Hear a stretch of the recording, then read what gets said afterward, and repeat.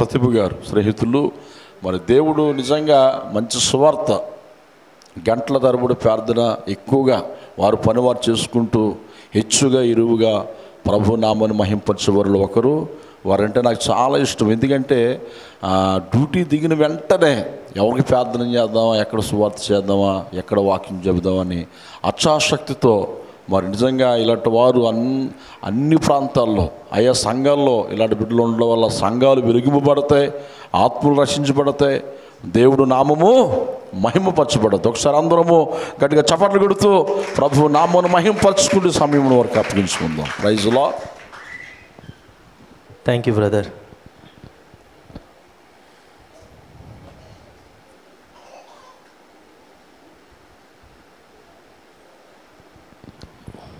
యేసుక్రీస్తు వారి యొక్క ప్రశస్తమైన పరిశుద్ధ నామములో మరి కూడి వచ్చిన సంఘంకు నన్ను ప్రేమతో ఆహ్వానించిన స్థానిక కాపురైన సహోదరులు పాస్టర్ గారు డేవిడ్ పాల్ గారికి ఈ యొక్క సాయంకాల సమయంలో మరి ఈ యొక్క కృతజ్ఞత కూడికని ఏర్పాటు చేసుకున్న మరి సహోదరులకి వారి కుటుంబానికి నా నిండు వందనాలు తెలియపరచుకుంటూ ఉన్నాను. మరి కృతజ్ఞత కూడిక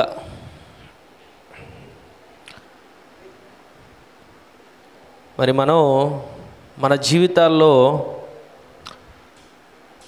దేవుడు చేసిన మేళ్లను జ్ఞాపకం చేసుకొని ఎంత కృతజ్ఞత కలిగి ఉంటున్నాం, ఎంత కృతజ్ఞత కలిగి ఉంటున్నాం. కృతజ్ఞత అనేది ఒక పదంతో అది సంబంధం కాదు. కృతజ్ఞత అనేది, కృతజ్ఞత అని అంటే మన హృదయం దేవుడు చేసిన కార్యాలను అనుక్షణము అనుదినము జ్ఞాపకం చేసుకుంటూ ఆయనకి లోబడి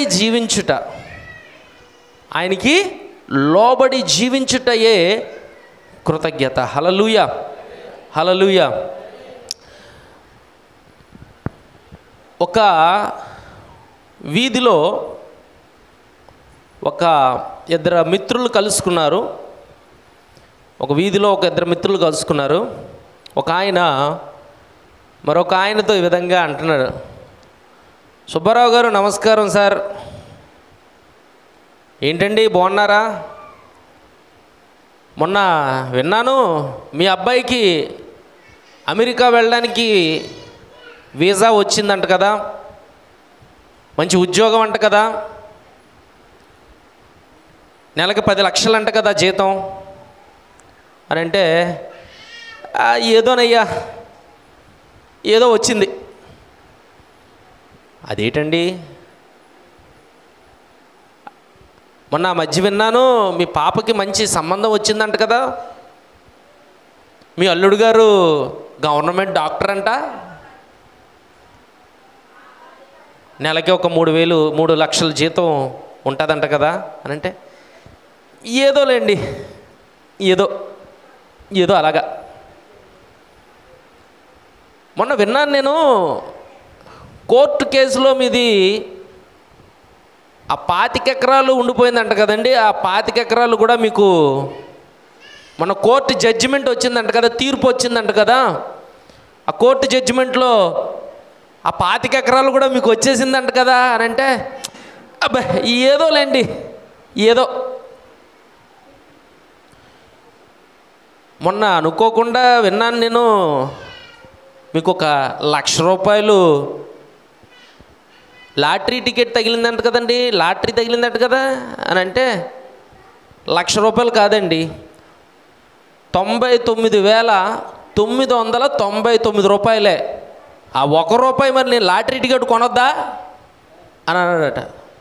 అంటే కొంతమందికి ఎలాగుంటుందంటే, ఎన్ని ఆశీర్వాదాలు వచ్చినా, దేవుడు ఎన్ని దీవెనలు ఇచ్చినా, దేవుడు ఎంతగా వారి పట్ల తన కృపను చూపించి వారిని ఉన్నతమైన స్థితిలోకి తీసుకొని వెళ్ళినప్పటికీ కూడా చాలామంది జీవితాలు కృతజ్ఞత కలిగి ఉండము, కృతజ్ఞత కలిగి ఉండము. కానీ సాక్ష్యం మాత్రం చెప్పమనండి, ఇక్కడ సాక్ష్యం చెప్తాం. దేవుడు అది చేశాడు, ఇది చేశాడు అని దేవుడు కొరకు సాక్ష్యం, అంటే దేవుడు కొరకు సాక్ష్యం అయితే ఇక్కడ చెప్తాం. కానీ దేవుడు నీ గురించి ఏ సాక్ష్యాన్ని ఇక్కడ ఉంచాడు అనే విషయాన్ని మనం గమనించాలి. నువ్వు దేవుడి కొరకు చెప్పడంలో తప్పేం లేదు, దేవుడి కొరకు చెప్తావు. కానీ దేవుడు నీ కోసం ఏ సాక్ష్యాన్ని ఉంచాడు? నీ కుటుంబంలో, నీ సంఘంలో, నువ్వు పనిచేసే స్థలాల్లో, నువ్వు ఉంటున్న స్థలాల్లో, నువ్వు వ్యాపార స్థలాల్లో, నువ్వు చదువుకుంటున్న స్థలాల్లో, నువ్వు ఉద్యోగం చేస్తున్న స్థలాల్లో, నీ బంధువుల మధ్యన నీకు ఏ సాక్ష్యం కలిగి ఉన్నది అనే విషయాన్ని ఈరోజు సంఘం గమనించాలి. హల్లెలూయా, హల్లెలూయా. మరి ఈ సాయంకాల సమయంలో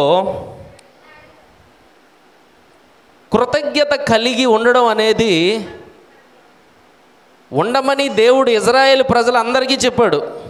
అందుకనే కృతజ్ఞత అర్పణలు పండుగ మనం చేసుకుంటూ ఉంటాం. ఏమండి, కృతజ్ఞత అర్పణ పండుగలు మనం చేసుకుంటూ ఉంటాం. అయితే ఈ కృతజ్ఞత కలిగి మనం మన జీవితాల్లో ఎప్పుడైతే మనం ఉంటామో మన బిడ్డలు ఆ కృతజ్ఞత భావాన్ని కలిగి ఉంటారు. చాలా సందర్భాల్లో మనం ఎవరికైనా మేలు చేసాం అనుకోండి, వాళ్ళు కనీసం మనకి థ్యాంక్స్ చెప్పరు, వందనాలు చెప్పరు.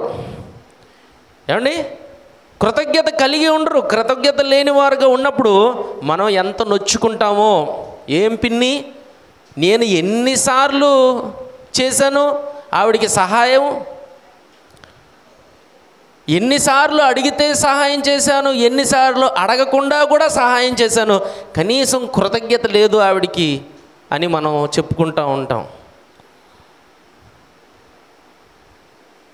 కానీ క్రైస్తవుడిగా మీరు కృతజ్ఞతాస్తుతులు చెల్లించాలి, మీరు కృతజ్ఞత కలిగి దేవుని పట్ల ఉండాలి అనే విషయాన్ని వాక్యం ఎన్నో సందర్భాల్లో మనకి బోధిస్తుంది. మనం ఎప్పుడైతే దేవుని పట్ల కృతజ్ఞత కలిగి ఉంటామో మనుషుల పట్ల కూడా కృతజ్ఞత కలిగి ఉంటాం. లింక్ బాగా మీరు జ్ఞాపకం చేసుకోండి.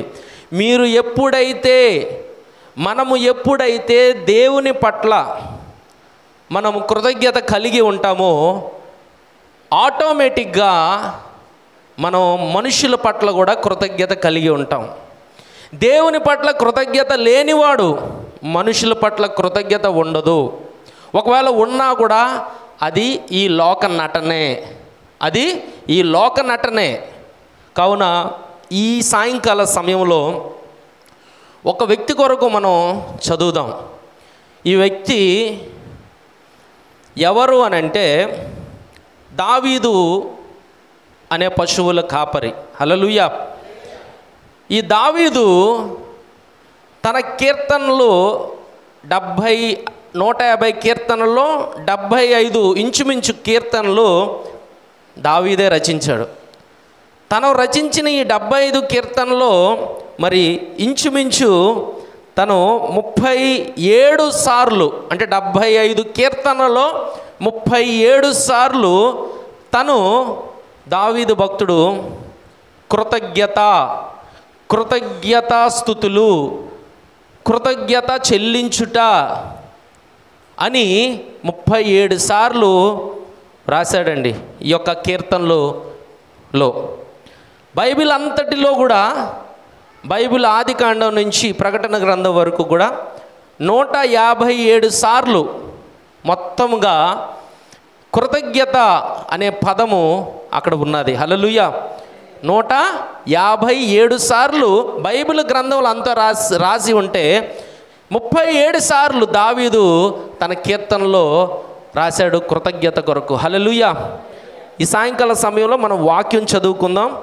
మరి 103వ కీర్తన 1-2 చరణాలు. దావీదు కీర్తన. నా ప్రాణమా యెహోవాను సన్నుతించుము, నా అంతరంగమున్న సమస్తమా ఆయన పరిశుద్ధ నామమును సన్నుతించుము. నా ప్రాణమా యెహోవాను సన్నుతించుము,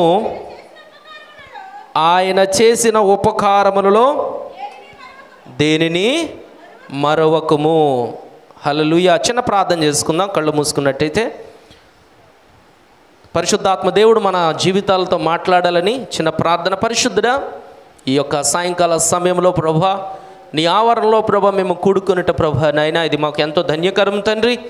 అయా మరి నీ యొక్క ప్రభా పరిశుద్ధాత్మతో నాయనా మమ్మల్ని నింపండి. నీ వాక్కుని, నీ జీవాహారాన్ని మాకు అనుగ్రహించండి. మా జీవితాలతో మాట్లాడండి, సంఘంతో మాట్లాడండి. ఇక్కడికి వచ్చిన ప్రతి విశ్వాసితో కూడా మీరు మాట్లాడి నాన్న ఇదిగో తండ్రి మమ్మల్ని బలపరచండి. ఇదిగో తండ్రి ఈ సిలువు చాటు నన్ను మరుగుపరిచి ఆయత్తపరచవలసిందిగా కోరుతూ యేసయ్య పరిశుద్ధ నామములో అడిగి వేడుకుంటూ ఉన్నాం తండ్రి. ఆమేన్, ఆమేన్. హల్లెలూయా, హల్లెలూయా. దావీదు జీవితం చాలా వ్యత్యాసమైనది. బైబిల్లో ఆదికాండం నుంచి ప్రకటన గ్రంథం వరకు గ్రంథాలు ఏవైతే ఉన్నాయో ఇందులో 3000 చరిత్రలు ఉన్నాయంటండి. అంటే ప్రవక్తులు, రాజులు, మహానుభావులు ఎవరైతే ఉన్నారో వారందరూ కూడా చరిత్రలు ఇందులో రాయబడి ఉన్నది బైబిల్ గ్రంథంలో. 3000 వ్యక్తిగత చరిత్రలు ఈ బైబిల్లో పొందుపరిచి ఉంచారు. కానీ వీళ్ళందరిలో కన్నా ప్రప్రథమంగా ఆ ఒక టాప్లో నిలిచే వ్యక్తి ఎవరో ఉన్నారనంటే దావీదే. హల్లెలూయా, హల్లెలూయా. మరి దావీదు దేవునికి హృదయానుసారుడు అని వాక్యం చెబుతూ ఉన్నది. హల్లెలూయా.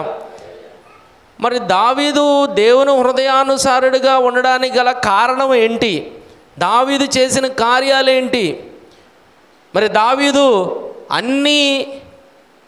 అన్ని కార్యాలు దేవునికి అనుకూలంగానే చేశాడా, లేదా ఇంకా కొన్ని కార్యాలు దేవునికి వ్యతిరేకంగా కూడా చేశాడా?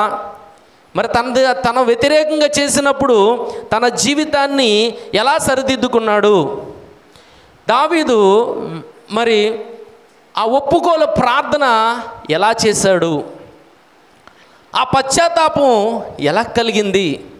దావీదు కృతజ్ఞత కలిగి ఎలా జీవించగలిగాడు అని విషయాలను ఈ సాయంకాల సమయంలో దావీదు జీవితంలో కొన్ని విషయాలు నేర్చుకున్నాడు. దావీదు మరి తను బ్రతికిన కాలం చరిత్ర చెప్తుంది. బైబిల్లో చరిత్రకారులు చెప్తూ ఉన్నారు 70 సంవత్సరాలు బ్రతికాడంట దావీదు.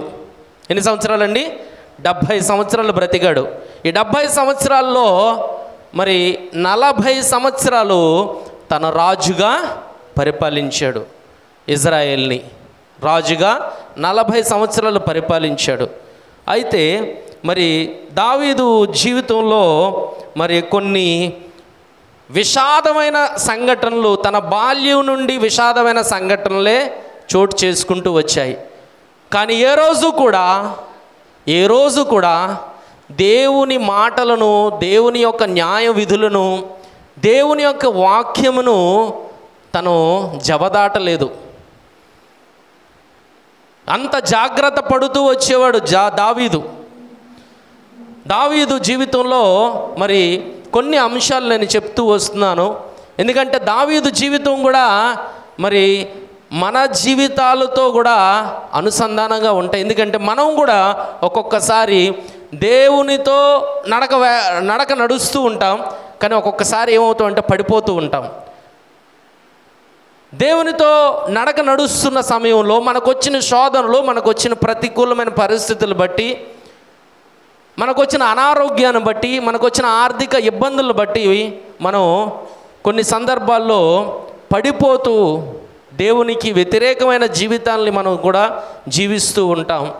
అయితే దేవుడు మరి తన బిడ్డలను ఎన్నడూ విడవును, ఎన్నడూ మరువును, ఎన్నడూ విడనాడునని ఏ ఒక్క వాగ్దానం అయితే ఉన్నాడో తన మరలా ఏం చేస్తాడంటే తీసుకొని హద్దుకొని మన జీవితాలని బాగు చేసి మరలా మనల్ని విశ్వాసంలో బలపరుస్తాడు. మనం కూడా ఆ కృతజ్ఞత కలిగి ఉండాలి. హల్లెలూయా. కృతజ్ఞత భావం అనేది మన జీవితాల్లో ఎల్లప్పుడూ ఉండాలి. హల్లెలూయా. కృతజ్ఞత అనేది ఒక పదంతో సరిపెట్టుకోవడానికి కాదు, ఇది ఒక క్రియ. ఇది ఒక క్రియ. మరి దావీదు మరి చిన్ననాటి ఆ ఒక సమయంలో మరి మీరు ఆ ఒక గ్రంథం సమూయేలు గ్రంథం మీరు చూసినట్టయితే, సమూయేలు గ్రంథం చూసినట్టయితే మొదటి సమూయేలు గ్రంథం 7వ అధ్యాయం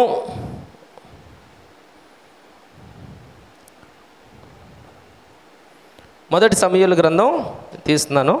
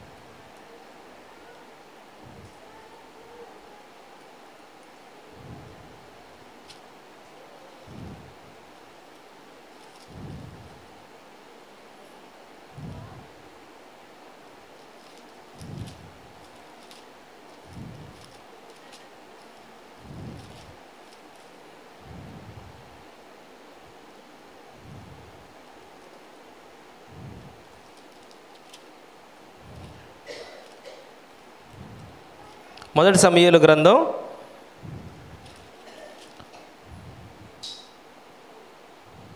8వ అధ్యాయంలో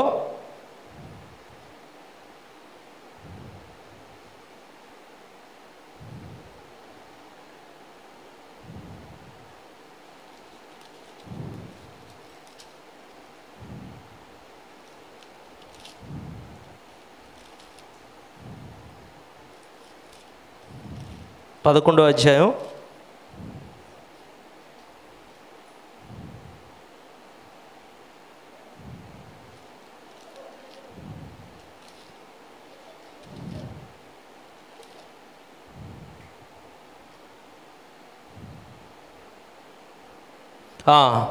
16వ అధ్యాయంలో మాట్లాడుతూ ఉన్నాడు దేవుడు, ఆజ్ఞ ఇస్తున్నాడు సమూయేలుకి.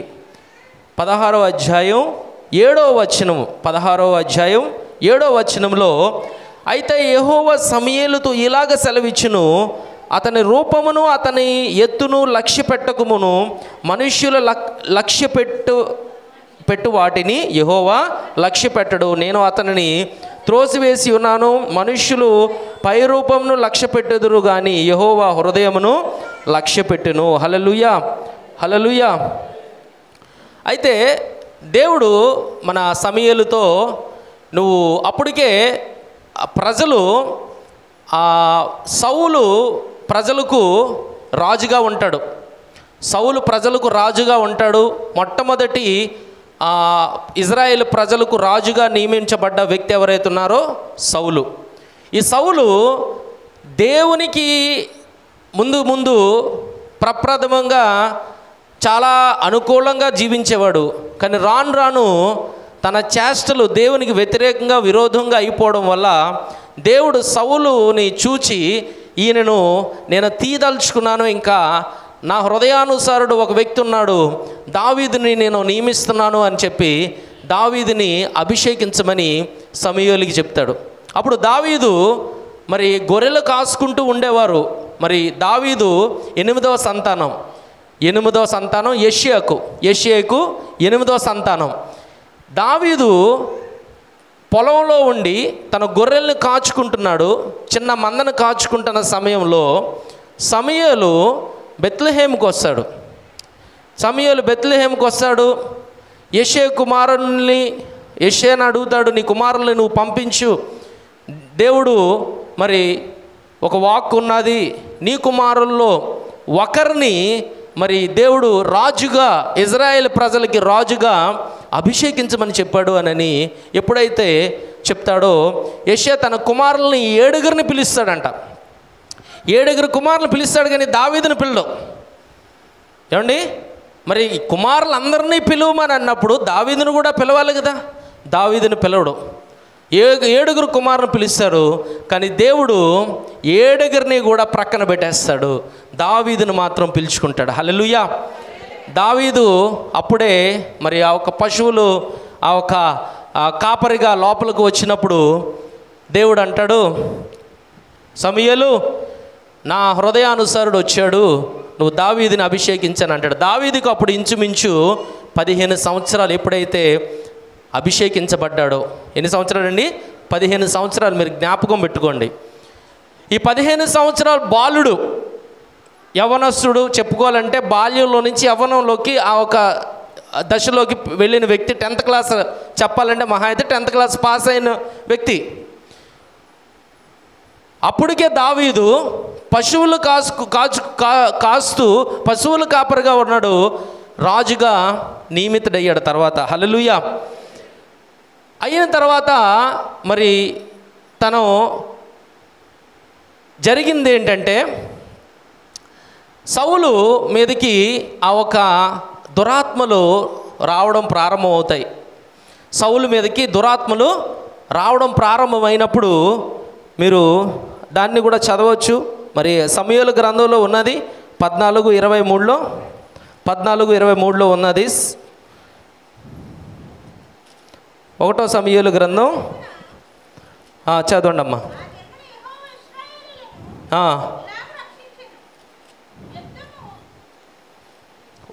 1వ సమూయేలు 14వ వచనం 14వ అధ్యాయంలో 23 అమ్మా.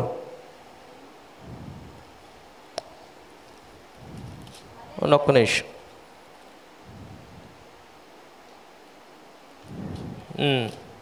నేను ఇస్తాను అండి.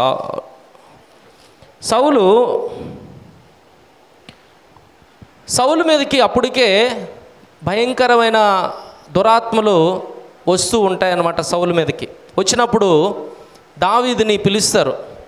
దావీదు, మన రాజుగారైన సౌలు మీదకి వచ్చాయి ఆ ఒక దురాత్మలు వచ్చాయి. నువ్వేం చేయవసరం లేదు,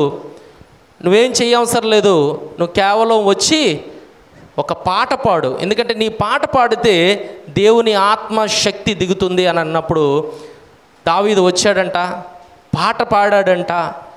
ఆ ఒక కోటలో సౌలుకి దురాత్మలు పట్టినప్పుడు దావీదు పాట పాడుతున్నప్పుడల్లా సౌలు నొరగలు కక్కుకుంటూ కిందన పడిపోయి ఆ ఒక దురాత్మల దగ్గర నుంచి విడుదల పొందుకునేవాడంట సౌలు.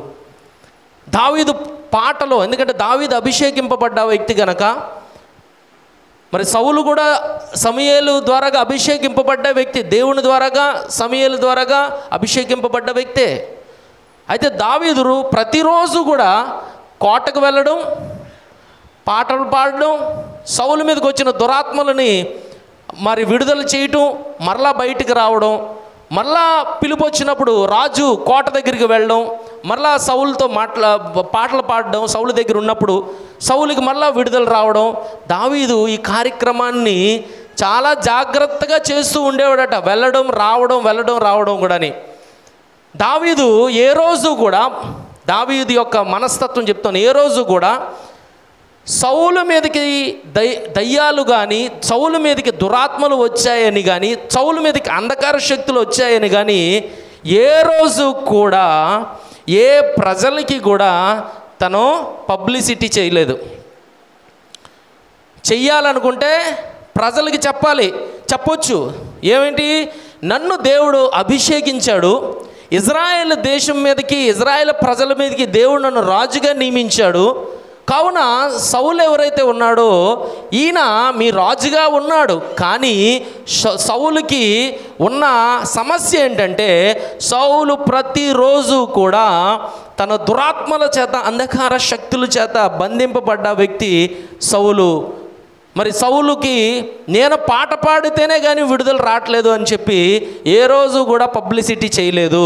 ఎందుకంటే దావీదు హృదయానుసారుడవి కృతజ్ఞత కలిగిన వ్యక్తిగా ఎలాగున్నాడు అని అంటే, ముందు తన హృదయాన్ని గెలుచుకున్నాడు. హల్లెలూయా.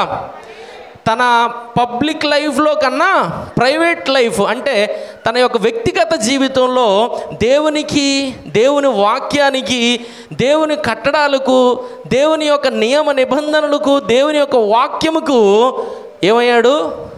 దావీదు లోబడిపోయాడు. హల్లెలూయా, హల్లెలూయా. ఏ రోజు కూడా సౌలుని ఎప్పుడూ కూడా కించపరచలేదు, సౌలుని అవమానపరచలేదు, సౌలుని కించపరచలేదు, అవమానపరచలేదు. సౌలు మరి దావీదు మీదకంట 3 మార్లు, ఎన్నిసార్లు?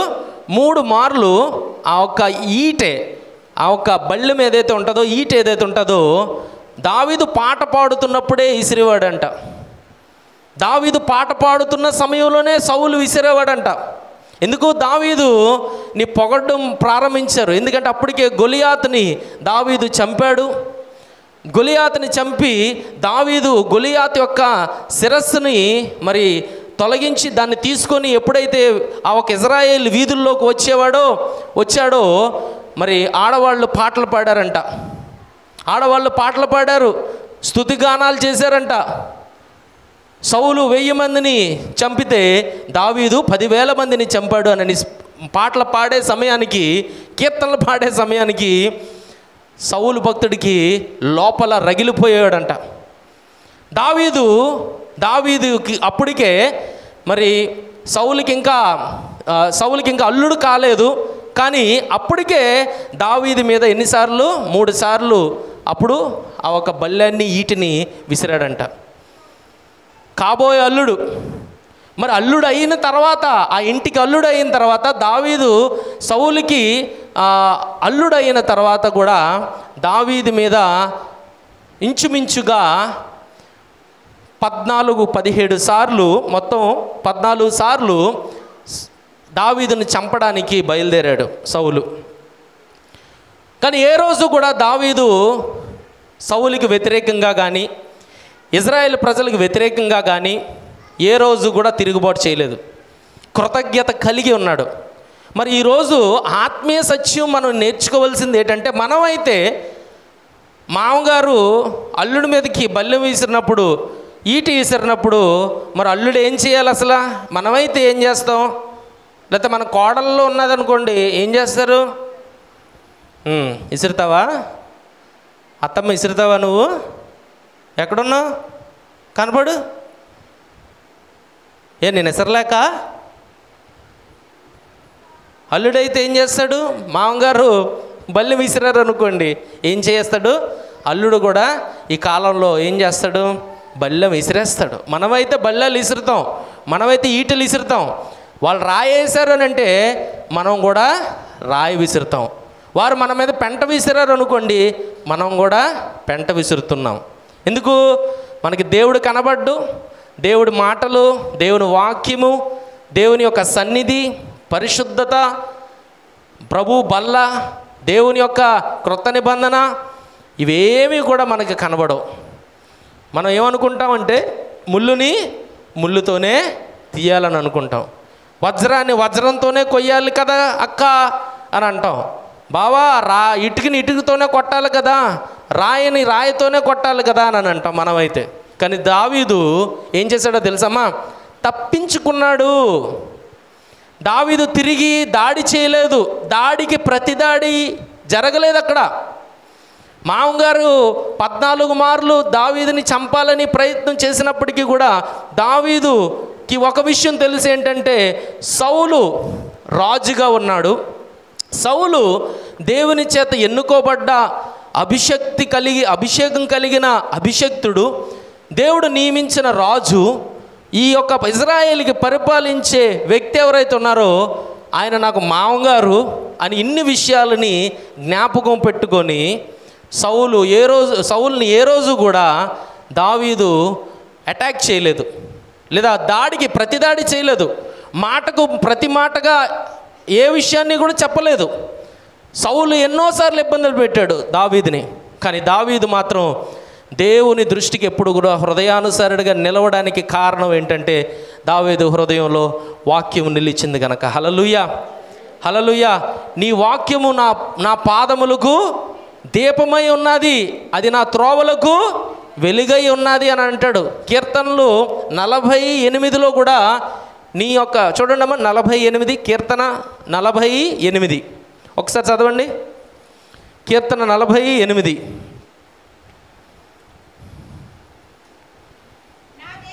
నా దేవా నీ చిత్తము నెరవేర్చుట నాకు సంతోషము,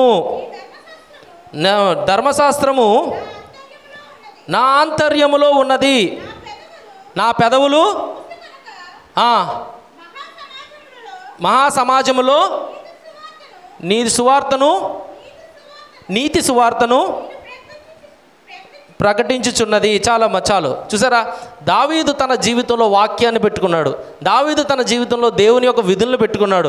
దావీదు తన జీవితంలో దేవుడి యొక్క కట్టడాన్ని పెట్టుకున్నాడు.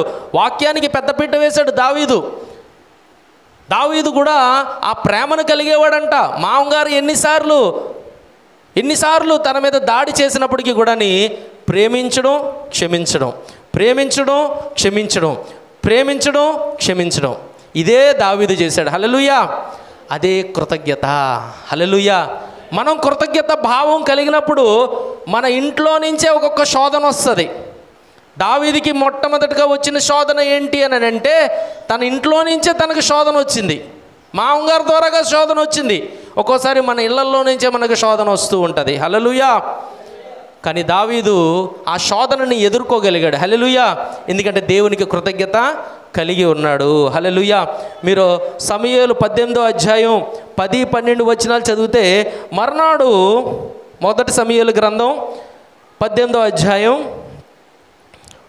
10-12 వచనాల్లో, మరునాడు దేవుని యొద్ద నుండి దురాత్మ సౌలు మీదకి బలంగా వచ్చినందున అతడు ఇంటిలో ప్రవచించుచుండగా దావీదు మునపటిలాగునే వీణ చేత పట్టుకొని వాయించెను. ఒకప్పుడు సౌలు చేతిలోనొక ఈటెనుండగా దావీదును పొడిచి గోడకు బిగించినందు అనుకొని సౌలు ఆ ఈటెను విసిరెను. అయితే అది తగలకుండా దావీదు 2 మారులు తప్పించుకొనెను. యెహోవా తనను విడిచి దావీదుకు తోడై ఉండుట చూచి సౌలు దావీదునకు భయపడెను. హల్లెలూయా. ఒక్కొక్కసారి వినండి జాగ్రత్తగా.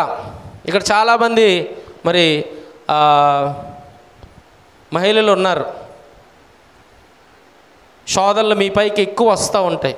ఎందుకంటే మీరు వాక్యంలో బలపడుతున్నారు కనుక. మీరు వాక్యంలో బలపడకపోతే మీ మీదకి శోధన రావు.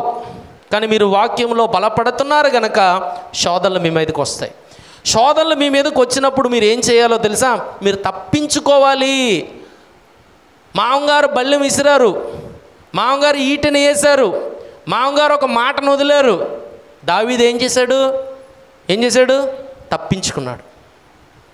తప్పించుకోవడానికి ప్రయత్నం చేసి తప్పించేసుకున్నాడు. అక్కడి నుంచి తప్పించుకొనే తిరిగాడు. ఏ రోజు కూడా ఎదిరికించలేదు రాజుని.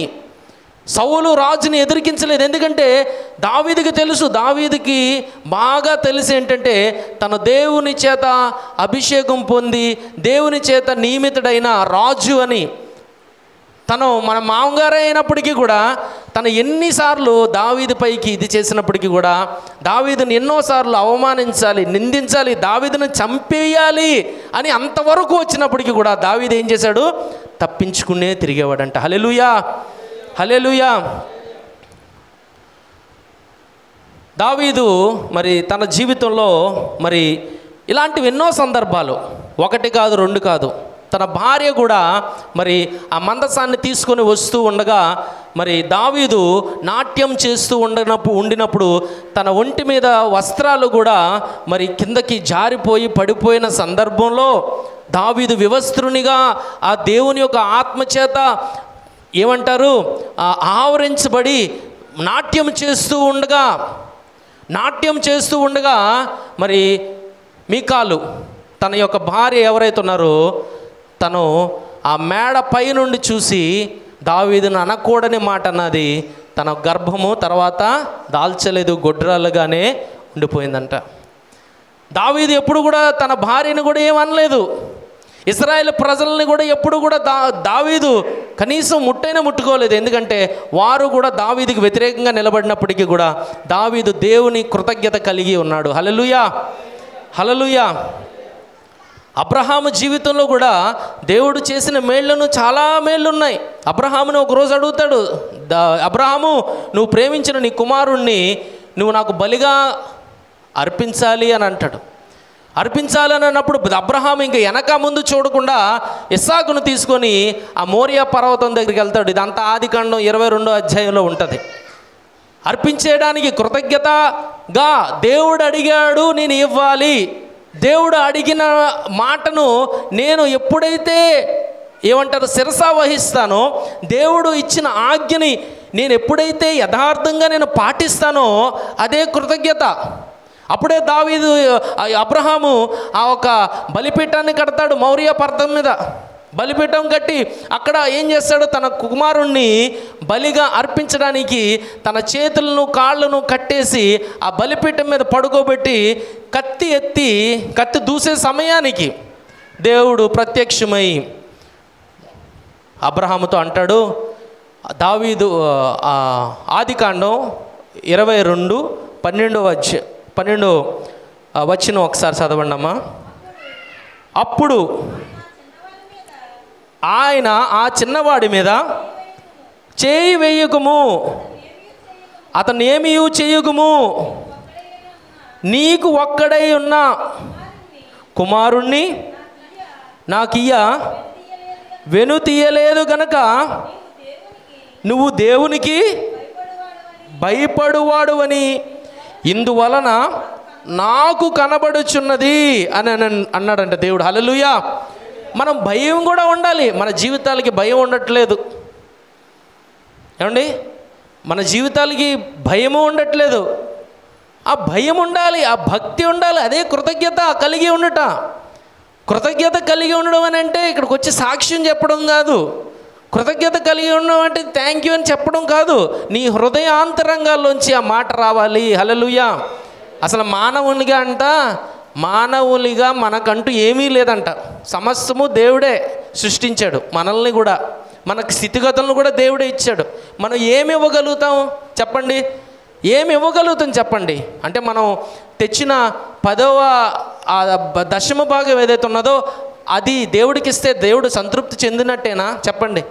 దేవుడు ఆరోగ్యాన్ని ఇచ్చాడు కనుక నువ్వు తీసుకొని రాగలిగావు. హల్లెలూయా.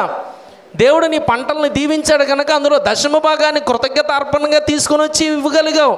దేవుడు నీకు ఇచ్చాడు కనుక నువ్వు ఇచ్చావు. దేవుడు నీకు వస్త్రాలు ఇచ్చాడు, అందుకనే నువ్వు వస్త్రదానం చేయడానికి ముందుకొచ్చావు. దేవుడు నీకు ధనాన్ని ఇచ్చాడు, అందుకనే ధనంతో నువ్వు ఏదైనా కార్యాలు చేయడానికి నువ్వు ముందుకొచ్చావు. నీకంటూ నాకంటూ ఈ ప్రపంచంలో మనది అని చెప్పుకోవడానికి ఏమీ లేదు. కానీ మన నోట్లో ఒక మాట ఉన్నది, కృతజ్ఞత. హల్లెలూయా, వందనాలు.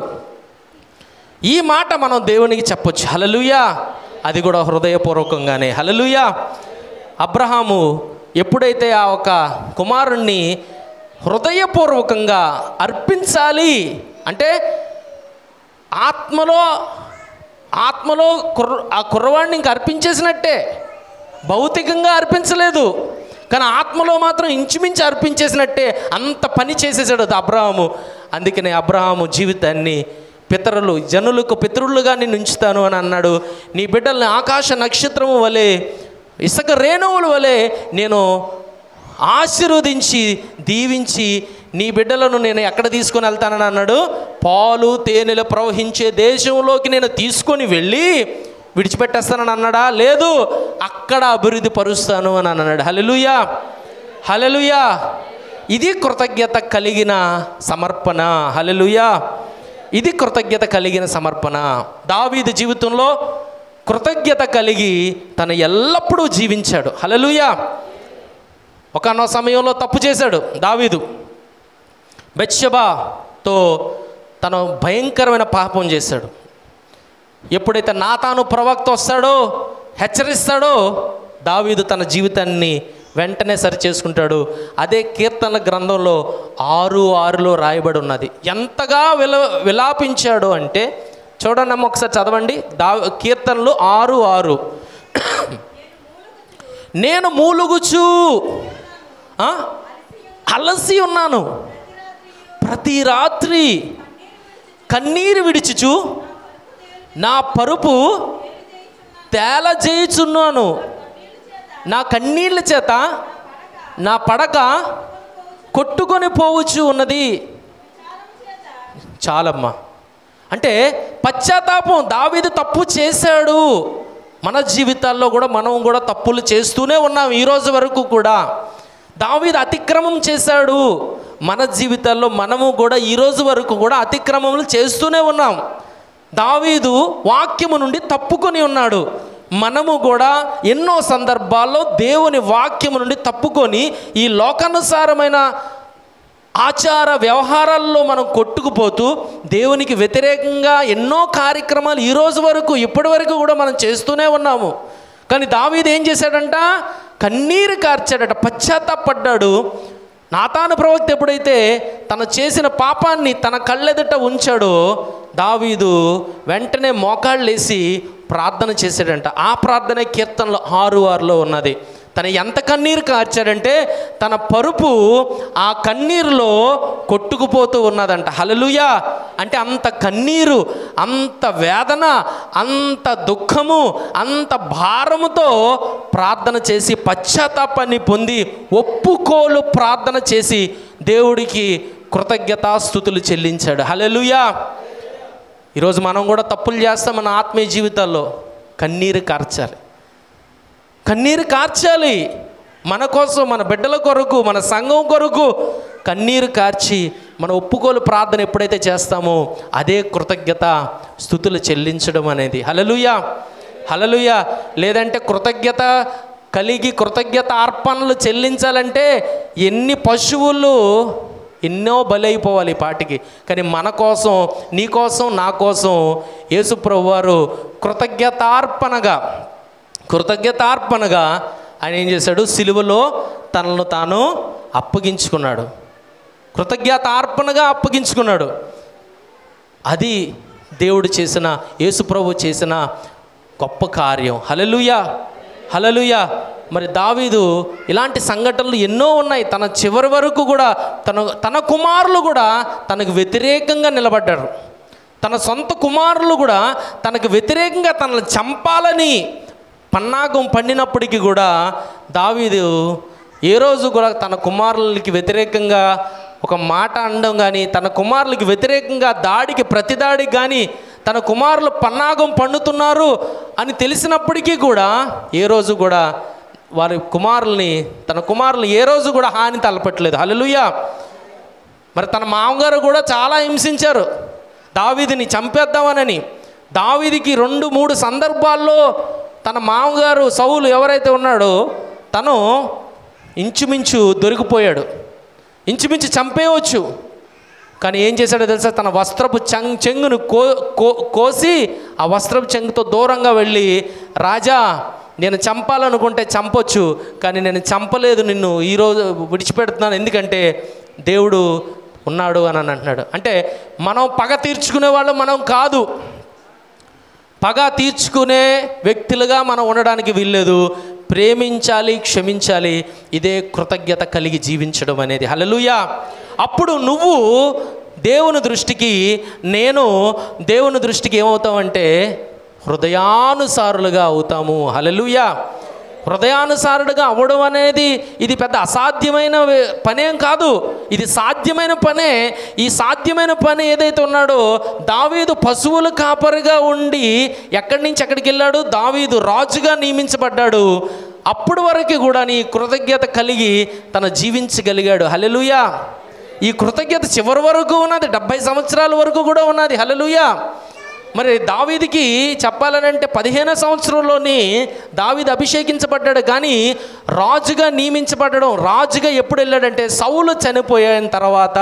అంటే ఇంచుమించు దావీదు 30వ ఏట అభిషేకింపబడ్డాడు. ఎప్పుడంటే 15వ ఏట. 30వ ఏట ఎప్పుడైతే సౌలు యుద్ధంలో మరి చనిపోయాడో అప్పుడు దావీదు దేవునితో మాట్లాడి, దావీదు దేవునితో ఒక పరిశోధన చేసుకొని, అప్పుడు నేను ఇజ్రాయేలు ప్రజల మీదకి నీవు నన్ను రాజుగా నియమించి నువ్వు ఉంచితే నేను వెళ్తాను, లేదా నేను ఇక్కడ అడవుల్లో ఉండిపోతాను అని అనేవాడంట. హల్లెలూయా.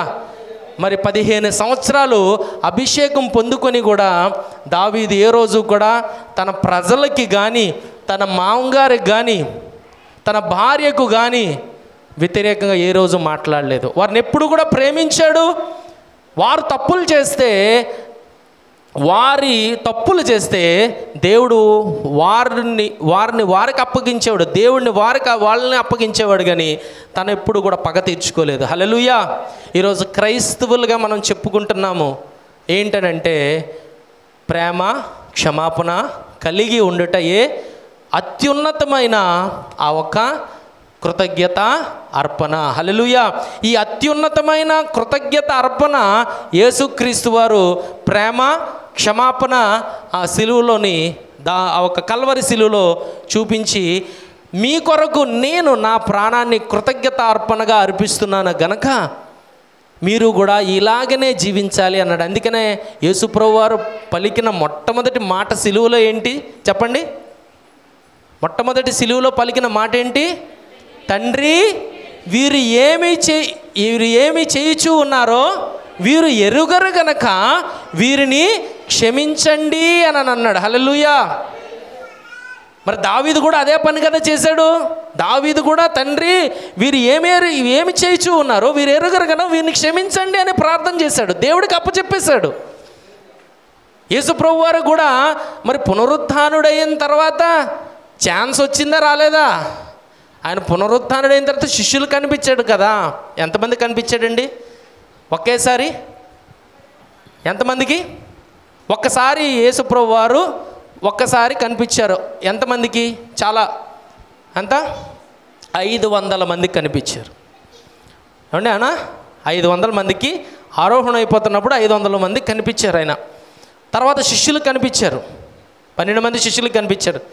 మరి శిష్యులకి కనిపించినప్పుడు, ఈ 500 మందికి కనిపించినప్పుడు మరి తన సిలువేసిన పరిసయ్యులు ఎవరున్నారు? ఇంకా మత పెద్దలు, పిలాతు, వీళ్ళందరూ ఉన్నారు కదా.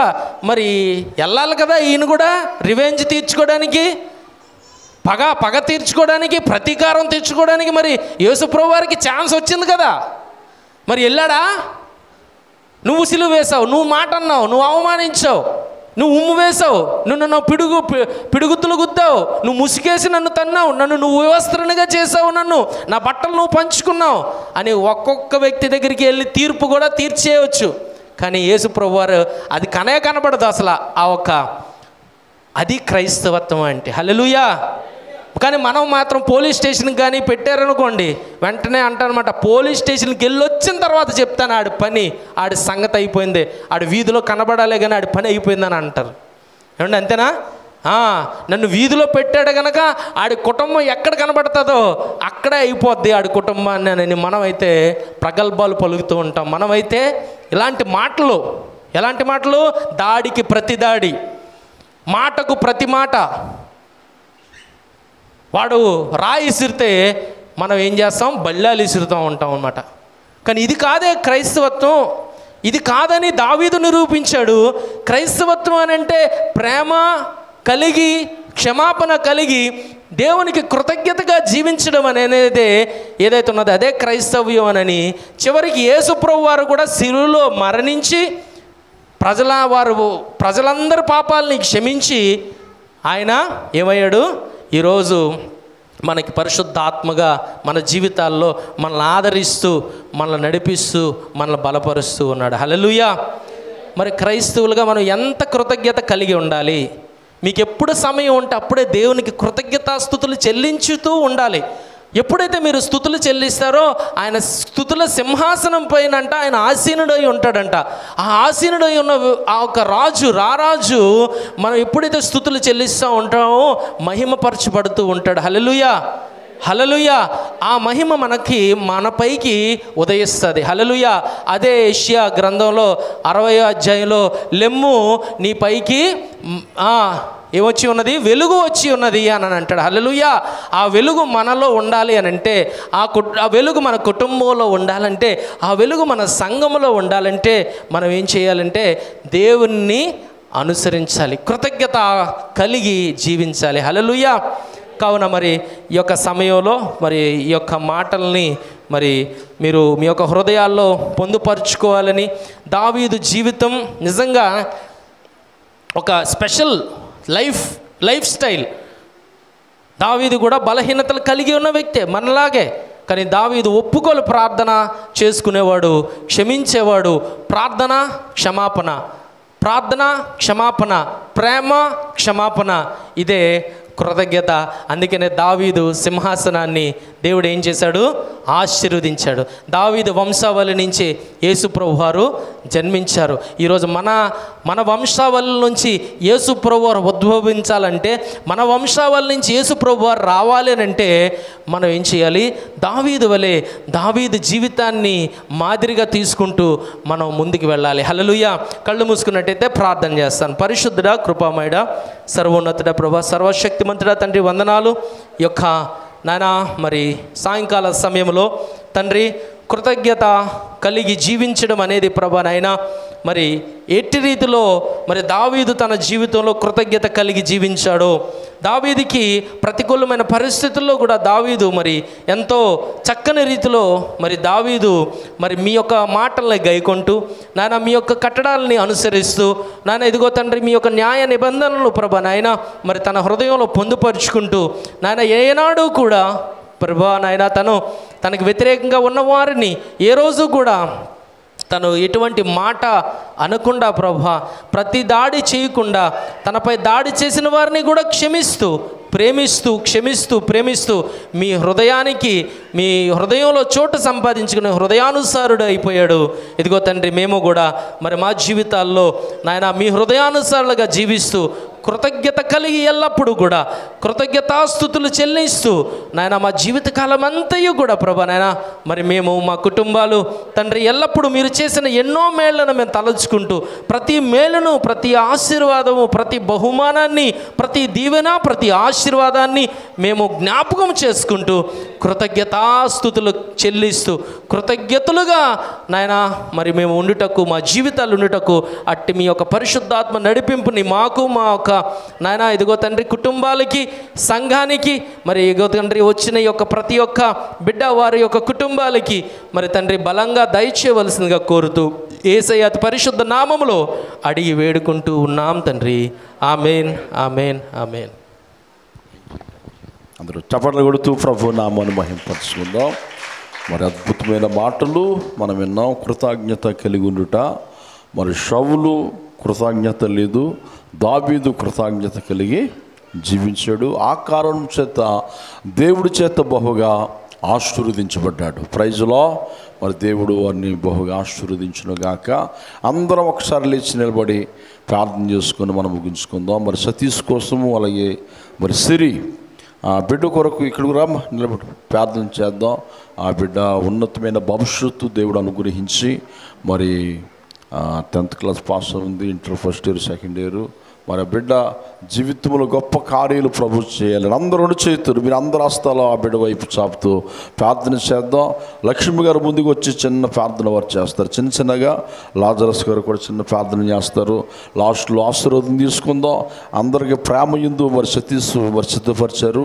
అందరం కూడా ఏకస్వరముతో ప్రార్థన చేద్దాం. ప్రభాని బిడ్డను దీవించు, ఆయన కుటుంబాన్ని, తల్లిదండ్రులు, బిడ్డలు, సంతతి ప్రభా, ఇగో మరియమ్మ సంతతిని, ఇగో లోవా కుమారి ప్రభాని బిడ్డలందరికీ ఆరోగ్యము, శక్తి, బలము, పేరు, ప్రతిష్ఠ, సిరి సంపదను మీరు నంపండి. మిమ్మల్ని గురించిన భయము, భక్తి నిండుగా బిడ్డలుగా అనుగ్రహించండి. ఉన్నతమైన భవిష్యత్తు బిడ్డగా దయచేయండి దేవా. హల్లెలూయా, హల్లెలూయా, హల్లెలూయా. మేము ఎలా వచ్చామా? లక్ష్మి గారు వచ్చి ప్రార్థన చేస్తారు. దేవా నీకు స్తోత్రములు.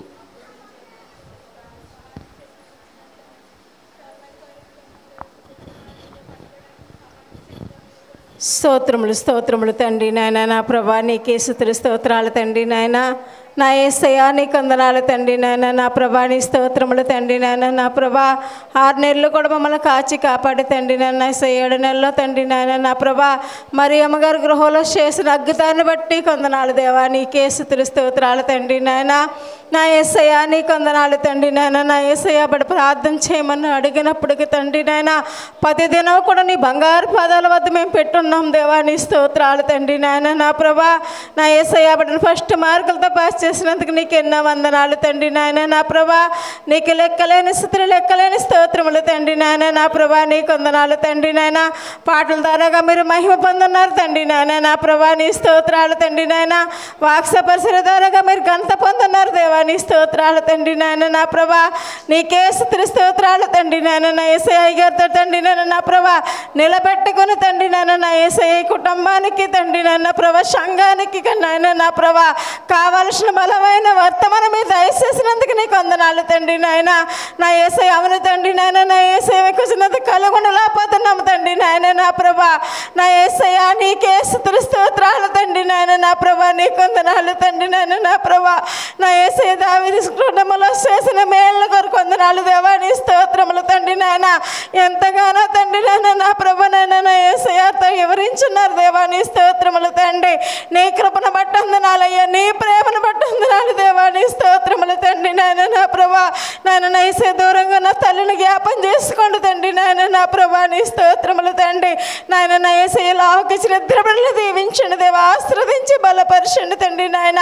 మీరే సహాయం చేయండి దేవా నీ స్తోత్రములు తండ్రి నాయన. నా ప్రభా ఇచ్చిన అమ్మమ్మను తాతయ్యని నాయన. నా యేసయ్య నాయన. నా ప్రభు నా ప్రభాని కూడా దీవించి ఆశీర్వదించండి తండ్రి నాయన.